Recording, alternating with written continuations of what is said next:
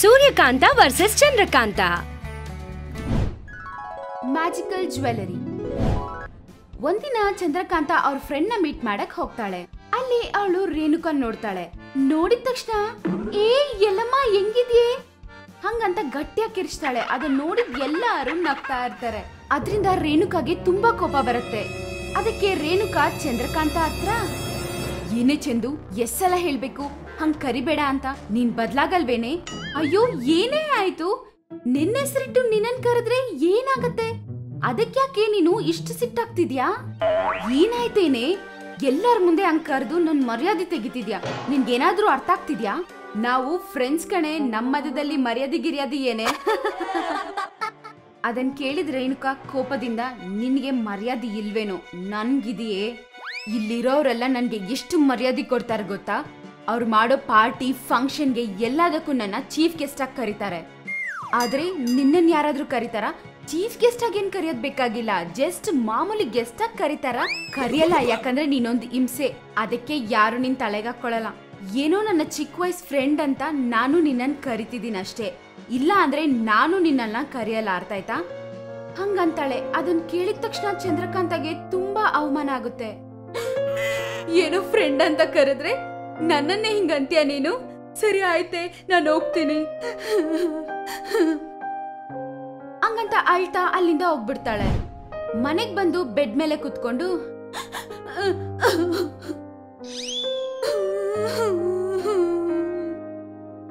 ಅವಳು ಅಳ್ತಾ ಇರೋದನ್ನ ನೋಡಿ ಸೂರ್ಯಕಾಂತ ತಕ್ಷಣ, ಏನಾಯ್ತೆ, ಯಾಕಂಗ ಅಳ್ತಿದ್ಯಾ?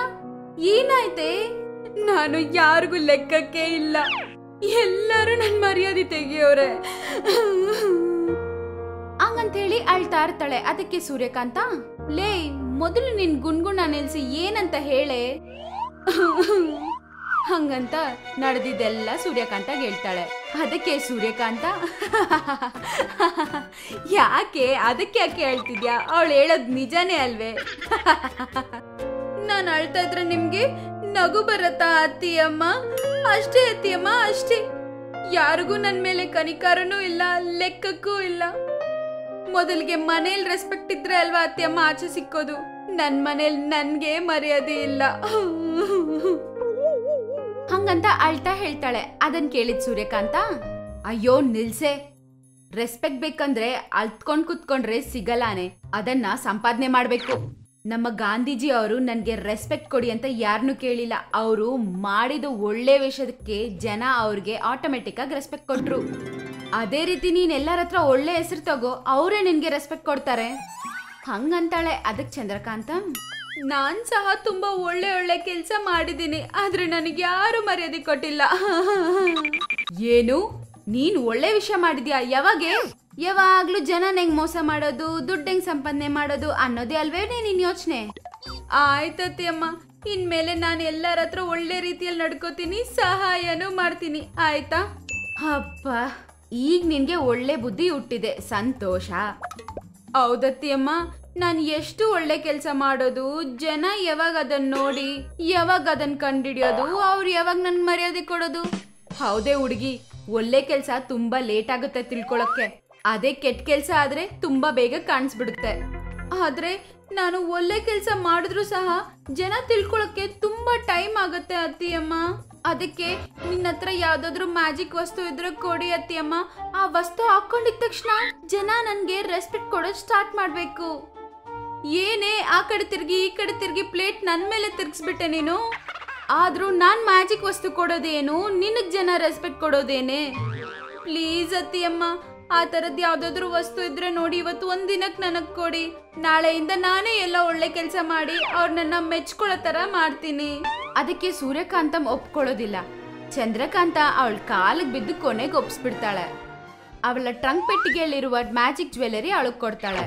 ಅದನ್ ಕೊಡ್ತಾ, ತಗೊಳ್ಳೆ, ಇದು ಮ್ಯಾಜಿಕ್ ಜ್ಯುವೆಲರಿ, ಇದನ್ನ ಹಾಕೊಂಡ್ರೆ ಜನ ನಿನ್ಗೆ ಒಳ್ಳೆ ರೆಸ್ಪೆಕ್ಟ್ ಕೊಡ್ತಾರೆ, ನಿನ್ನ ತಲೆ ಮೇಲೆ ಇಟ್ಕೊಂಡ್ ನೋಡ್ಕೋತಾರೆ.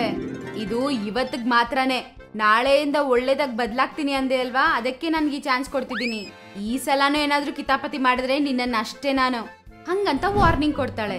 ಚಂದ್ರಕಾಂತಂ ತಕ್ಷಣ ಆ ಜ್ಯುವೆಲರಿ ಹಾಕೊಂಡು ಊರೊಳಗಡೆ ಹೋಗ್ತಾಳೆ. ಊರಲ್ಲಿರೋ ಜನ ಎಲ್ಲ ಚಂದ್ರಕಾಂತನ್ ನೋಡಿ ಬಗ್ಗಿ ಬಗ್ಗಿ ನಮಸ್ಕಾರ ಮಾಡ್ತಾರೆ.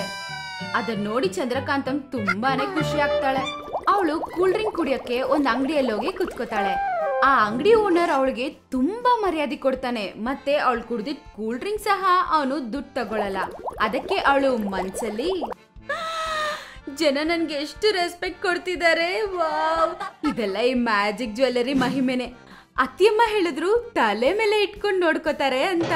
ಟೆಸ್ಟ್ ಮಾಡ್ಬಿಡಣ ಹಂಗಂತ ಅನ್ಕೋತಾ, ಅಯ್ಯೋ ಅಪ್ಪ ಕಾಲ್ ಹಿಡ್ಕೊಂಡ್ಬಿಟ್ಟಿದೆ ಸ್ವಾಮಿ, ಅಯ್ಯೋ ತುಂಬಾ ನೋವ್ತಿದೆ, ಅಯ್ಯೋ ದೇವ್ರೆ ಹಂಗಂತ ಅಂತಾಳೆ. ಅದನ್ನ ಕೇಳಿಸ್ಕೊಂಡಿದ್ ಜನ ಅವಳನ್ನ ಚೇರಲ್ಲಿ ಕೂರ್ಸಿ ಎತ್ಕೊಂಡು ಹೋಗ್ತಾರೆ.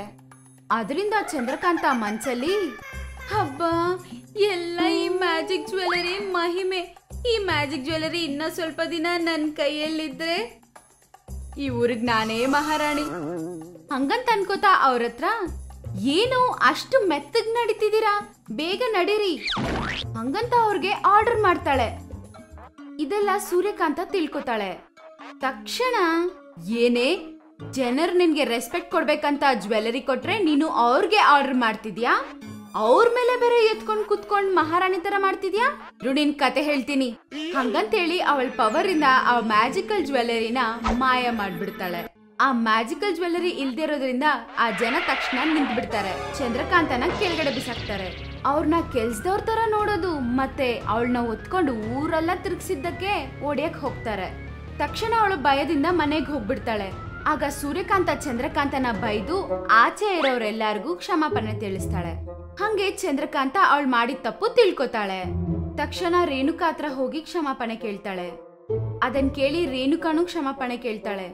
ಆಮೇಲೆ ಅವರಿಬ್ರು ಬೆಸ್ಟ್ ಫ್ರೆಂಡ್ಸ್ ಆಗ್ತಾರೆ. ಅದಕ್ಕೆ ದೊಡ್ಡವ್ರು ಹೇಳಿದ್ದು, ಬಾಯಿ ಒಳ್ಳೇದಾದ್ರೆ ಊರ್ ಒಳ್ಳೇದಾಗಿರುತ್ತೆ ಅಂತ. ಚಂದ್ರಕಾಂತ ತುಂಬಾ ಬೇಸರದಿಂದ ಮನೆಗ್ ಬಂದ್ಲು. ಅದನ್ನು ನೋಡಿದ ಸೂರ್ಯಕಾಂತ, ಏನೇ ಇದು, ನಿನ್ ಮುಖ ನೋಡಕ್ಕೆ ಸೀದೋಗಿರೋ ಸೀಗಡಿ ತರಾನೇ ಇದೆ, ಏನ್ ನಿನ್ ಕತೆ? ಏನ್ ಹೇಳಕ್ ಹೇಳ್ತೀರಾ ಅತ್ತೆ, ಈ ಸಲನೂ ಬೆಳೆ ಹೋಯ್ತು. ಕೃಷಿ ಚೆನ್ನಾಗಾಗತ್ತೆ ಅನ್ಕೊಂಡು 2-3 ಸಲ ಗೊಬ್ಬರ ಹಾಕ್ತೆ ನಾನು, ಆದ್ರೂ ಬೆಳೆ ಚೆನ್ನಾಗ್ ಬಂದಿಲ್ಲ ಅಂತ ಹೇಳುವಾಗ ಸೂರ್ಯಕಾಂತಂ ಸೊಸೆ ಕಡೆ ನೋಡಿ, ಏನೇ ನೀನು, ಯಾರಾದ್ರೂ ಅಷ್ಟು ಸಲ ಗೊಬ್ಬರ ಹಾಕ್ತಾರೇನೆ, ನೀನು ಹುಳ ಹೋಗ್ಸೋದಲ್ಲ, ಬೆಳೆನೇ ಹಾಳ್ ಮಾಡ್ಬಿಟ್ಟೆ ಕಣೆ, ನಿನಗ್ ವ್ಯವಸಾಯ ಕೂಡ ಮಾಡಕ್ ಬರಲ್ಲ ಅಂತ ನಂಗೆ ಅರ್ಥ ಆಯ್ತು. ತನ್ನ ಒಡವೆ ತನಗ್ ವಾಪಸ್ ಬರುತ್ತೆ ಅನ್ನೋ ಆಸೆಯಿಂದ ಚಂದ್ರಕಾಂತ, ಹೌದತ್ತೆ, ಇವಾಗ ಏನ್ ಮಾಡ್ಬೇಕು ನನಗ ಅರ್ಥ ಆಗ್ತಿಲ್ಲ. ಸಾಲ ಕೊಟ್ಟವ್ರತ್ರ ಬೆಳೆ ಚೆನ್ನಾಗಾದ್ಮೇಲೆ ದುಡ್ಡು ಕೊಡ್ತೀನಿ ಅಂತ ಹೇಳಿದ್ದೆ, ಇವಾಗ ಏನ್ ಮಾಡೋದು? ನನ್ ನೋಡ್ವೇನು ನನ್ನ ಹತ್ರ ಇಲ್ಲ, ಈಗ ಅದಿದ್ರೆ ಅಡ ಇಟ್ಟಾದ್ರೂ ಕೊಡ್ತಿದ್ದೆ. ಚಂದ್ರಕಾಂತ ಪ್ಲಾನ್ ತಿಳಿದ ಸೂರ್ಯಕಾಂತ ಬುದ್ಧಿವಂತಿಕೆಯಿಂದ, ಅಯ್ಯೋ ಹಂಗ, ಸರಿ ಬಿಡು, ನಾನ್ ನಿನ್ಗೆ ಬಂಗಾರದ ಬೀಜ ಕೊಡೋ ಕಲ್ಲಂಗಡಿ ಹಣ್ಣು ಬೆಳೆ ಕೊಡೋಣ ಅನ್ಕೊಂಡೆ, ನೀನೇನೋ ನಿನ್ ಒಡವೆ ಕೊಟ್ರೆ ಸಾಕು ಅಂತಿದ್ಯಾ. ಸರಿ ಬಿಡು, ನಾನ್ ನಿನ್ ಒಡವೆನೆಲ್ಲ ತಂದ್ಕೊಡ್ತೀನಿ ಅಂತ ಹೇಳಿದ್ರು. ಅದನ್ನು ಕೇಳಿದ ಚಂದ್ರಕಾಂತ, ಏನು ಬಂಗಾರದ ಬೀಜ ಕೊಡೋ ಕಲ್ಲಂಗಡಿ ಹಣ್ಣು ಬೆಳೆನಾ ಅಂತ ಆಶ್ಚರ್ಯಪಟ್ಲು. ಅರೆ ಅತ್ತೆ, ನೀವು ವಯಸ್ಸಲ್ಲಿ ದೊಡ್ಡವರು, ನೀವ್ ಹೇಳಿದ ಮಾತ್ ಕೇಳ್ಬೇಕಾಗಿರೋದು ನಮ್ ಚಿಕ್ಕವರ ಕರ್ತವ್ಯ. ಆ ಒಡವೆಯಲ್ಲೇನಿದೆ ಹೇಳಿ? ನನ್ನ ಹತ್ರ ಇದ್ರೆ ಏನು, ನಿಮ್ಮ ಹತ್ರ ಇದ್ರೆ ಏನು? ಆ ಬಂಗಾರದ ಕಲ್ಲಂಗಡಿಯನ್ ಬೀಜ ನನ್ ಕೈಲ್ ಕೊಟ್ರೆ ಈಗ್ಲೇ ಹೋಗಿ ಹೊಲದಲ್ಲಿ ಚೆಲ್ಬಿಟ್ ಬರ್ತೀನಿ, ನಿಮ್ ಮಗ ಕೂಡ ಅಲ್ಲೇ ಇದಾರೆ ಅಂತ ಕೇಳಿದ್ಲು. ಸೊಸೆ ದುರಾಸೆ ನೋಡಿ ನಕ್ಕಿದ ಸೂರ್ಯಕಾಂತ, ಸರಿ ಹಾಗಿದ್ರೆ ಇರು, ಆ ಬೀಜ ಹೋಗಿ ತಗೊಂಬರ್ತೀನಿ ಅಂತ ಹೇಳ್ತಾ ಅವರ ಹಳೆ ಟ್ರಂಕ್ ಪೆಟ್ಟಿಗೆಯಿಂದ ಕೆಲವು ಕಲ್ಲಂಗಡಿ ಬೀಜಗಳನ್ನ ತಂದು ಚಂದ್ರಕಾಂತಳಿಗೆ ಕೊಟ್ಟರು. ಅದನ್ನು ನೋಡಿದ ಚಂದ್ರಕಾಂತ, ಇದೇನಿದು? ಇದ್ ನೋಡಕ್ಕೆ ಮಾಮೂಲ್ ಬೀಜ ತರನೇ ಇದೆ, ಇದ್ರಿಂದ ಬಂಗಾರದ ಬೀಜದ ಕಲ್ಲಂಗಡಿ ಹಣ್ಣು ಹೇಗ್ ಬರುತ್ತೆ ಅಂತ ಕೇಳಿದ್ಲು. ಆಗ ಸೂರ್ಯಕಾಂತ, ಇಲ್ ನೋಡು, ಇದು ಮ್ಯಾಜಿಕ್ ಸೀಡ್ಸ್, ಇದನ್ನ ತಗೊಂಡೋಗಿ ನೀನು ಹೊಲದಲ್ಲಿ ಹಾಕಿದ್ರೆ ನಾಳೆ ಅಷ್ಟ್ರಲ್ಲಿ ಒಳ್ಳೆ ಬೆಳೆ ಬರುತ್ತೆ. ಆದ್ರೆ ಆ ಹಣ್ಣನ್ನ ಒಬ್ಬ ಮಹಾತ್ಮನೇ ತಿನ್ಬೇಕು, ಅವ್ರು ತಿಂದು ಉಗಿಯೋ ಬೀಜಾನೇ ಬಂಗಾರದ ಬೀಜ ಆಗೋದು. ಅದನ್ ಕೇಳಿದ ಚಂದ್ರಕಾಂತ ಮನಸ್ಸಲ್ಲಿ, ಏನು ಮ್ಯಾಜಿಕ್ ಸೀಡ್ಸಾ? ಒಂದ್ ಕಾಯಿಗೆ 100 ಬೀಜ ಅಂತ ಲೆಕ್ಕ ಹಾಕಿದ್ರು ಎಲ್ಲಾ ಬೆಳೆನೂ ಅವ್ರ ಕೈಯಲ್ಲೇ ತಿನ್ಸ್ಬಿಟ್ರೆ ಇನ್ನು ನಾನ್ ದುಬೈ ಸೀಟ್ ತರ ಚಿನ್ನದ ಕಾರಲ್ಲೇ ಓಡಾಡ್ಬೋದು ಅಂದಂಗೆ ಅಂತ ಅನ್ಕೊಂಡು, ಮತ್ತೆ ಆ ಮಹಾನ್ ಭಾವ ಯಾರು ಅಂತ ನನಗೆ ಗೊತ್ತಾಗುತ್ತತ್ತೆ, ಅದನ್ನು ನೀವೇ ಹೇಳ್ಬಿಡಿ ಅಂತ ಕೇಳಿದ್ಲು. ಆವಾಗ ಸೂರ್ಯಕಾಂತ, ಎಲ್ಲಾನು ನಾನೇ ಹೇಳ್ಬಿಟ್ರೆ ನೀನೇನ್ ಮಾಡ್ತೀಯೇ? ಆ ಗೋಲ್ಡನ್ ಸೀಡ್ಸ್ ಇಟ್ಕೊಂಡು ಕಿರೀಟ ಮಾಡ್ಕೊಂತೀಯ ಏನು ಆದ್ರೂ ಏನೋ ಕೇಳ್ತಿದ್ಯಾ ಅಂತ ಹೇಳ್ತೀನಿ ತಗೋ. ಅವ್ರಿಗೆ ತುಂಬಾ ಸಹನೆ ಇರ್ಬೇಕು, ಒಂದ್ ಸ್ವಲ್ಪನೂ ದುರಾಸೆ ಇರ್ಬಾರ್ದು. ತಿನ್ನೋ ಬೀಜ ಅಥವಾ ಉಗಿಯೋ ಬೀಜ ಬಂಗಾರನೇ ಆದ್ರೂ ಅದನ್ನ ತಗೊಂಬಂದ್ ನಿನಗೆ ಕೊಡೋ ಅಷ್ಟು ದೊಡ್ಡ ಮನ್ಸಿರ್ಬೇಕು ಅಂತ ಹೇಳಿದ್ರು. ಅದನ್ ಕೇಳಿದ್ ಚಂದ್ರಕಾಂತ ಅನ್ಕೊಂಡೆ, ಇದೇನಿದು ಏನ್ ಕೊಂಕು ಹೇಳ್ದೆ ಬೀಜನ ಈ ರೀತಿ ನನ್ ಕೈಲಿ ತಗೊಂಬಂದ್ ಕೊಡ್ತಿದಾರೆ ಅಂತ. ಈಗ ಸ್ವಾಮಿ